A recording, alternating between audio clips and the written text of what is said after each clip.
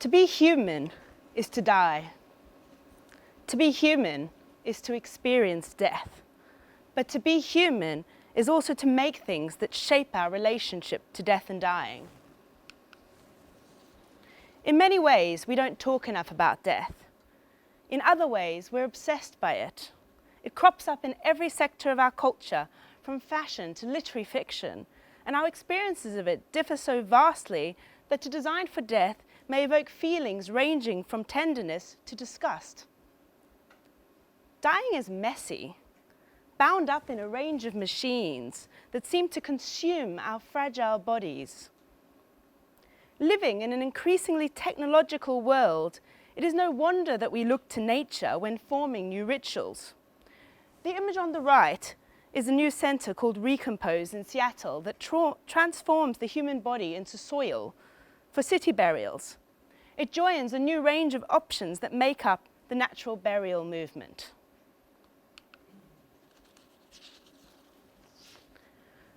Talking about technology, nearly 10 years ago, I was taking a walk in a virtual world and came across a pet cemetery.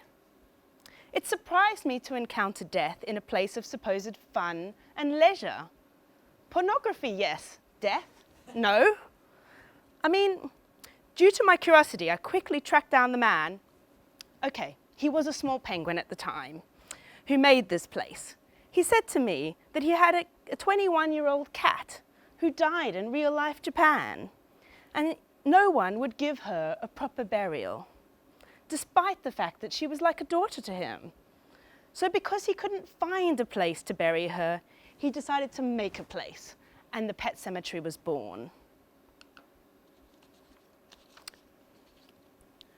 Talking about love, we can come to love all manner of creatures. Sometimes even the non-human are loved. Odie is a synth, or synthetic human, from Channel 4's series Humans. He is special as he carries within him the memories of George's life and his deceased wife, Mary. Odie is meant to be a carer. However, due to his age, he is the one that needs care. We see him glitching and bleeding blue blood or liquid. If we are living with technologies that become significant holders of memory, then what do we do when they break down? Love grows through trust, care, and shared experiences. We know that love can transcend the boundaries of species, so why not technology? And if we love our robotic carers, then what does it mean when they die? And how can we honor their lives?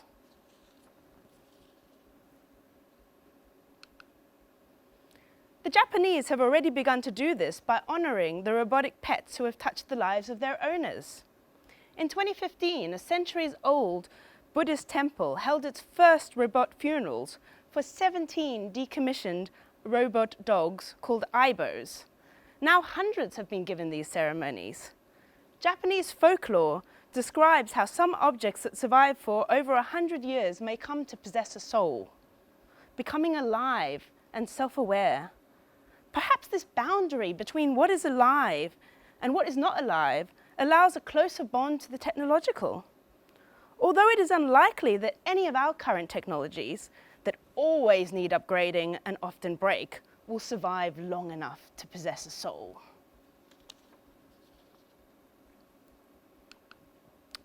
The role of human-like figures in science fiction is often to reflect on what it means to be human.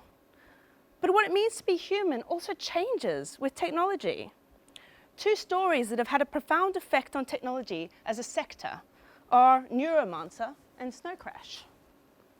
Together, they created a new vocabulary for virtual technologies, including the words avatar and matrix.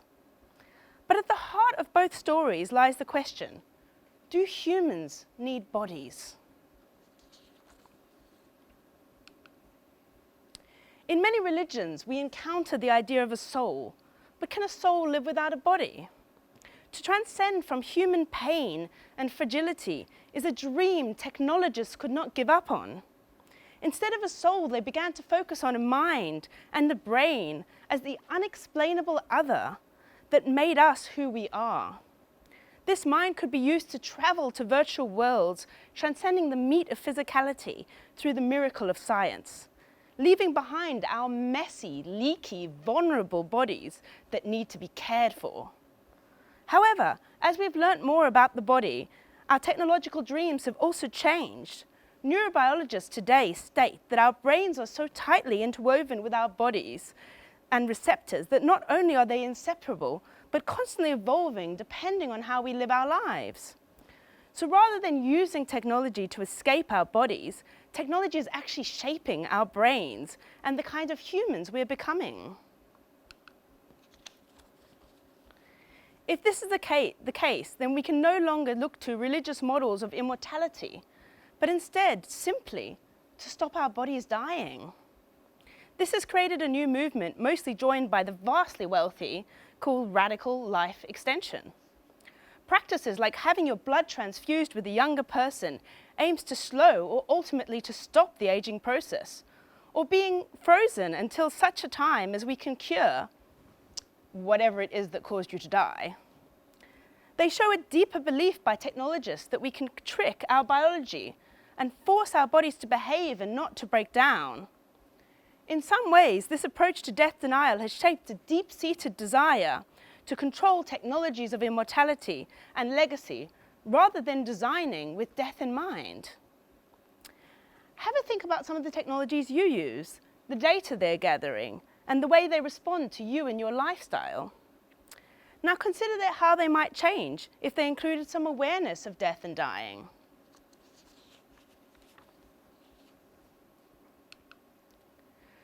Facebook has been one of the technological systems that has changed because of users dying and leaving behind their online presence.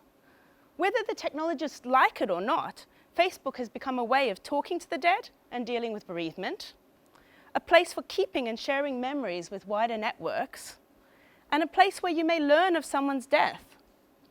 The diversity of approaches, feelings, and tensions around a person's death makes it challenging, if not impossible, to deal with in a sensitive way, especially when you have a geographically and culturally distributed network of over 2 billion users. However, currently, the people that are making these decisions are mostly based in one place, Silicon Valley, and we are all possibly aware of some of the issues around technology and diversity. Even on an individual level, this is a vast proposition. When we inherit the digital lives of our family, friends, children, or parents, the question of what to do with them becomes critical, and there is very little ritual practice to help guide us. Our lives online are both incredibly significant and worthless, poignant and pointless, real and fake. How do we separate the diamonds from the grains of sand? Do we even want to? When James was told his father was dying, he had a very strange reaction. He wanted a way of spending time with him, but also of preserving his memories. He began to create a series of interviews with his father and to record this oral history, with the aim of creating a chatbot, or dadbot as he is lovingly dubbed. Using the same technology as Siri or Alexa, he aimed to create a lasting legacy and playful tool, but not an immortal being. The joy of interacting with the dadbot is not that it mimics or tries to be James's father, but it is something that he has made to honor and remember his father, to preserve his father's words and voice for his family and those who may not be able to meet him, to keep learning from his father and thinking about him, to ask his father questions and delight in seeing how the technology matches it with an answer. I am interested in all these different aspects of death and technology because they shape what it means to be human in the 21st century. As designers, by making things, including new rituals, we can consider how we want to die, what happens to our bodies, and how we may be remembered.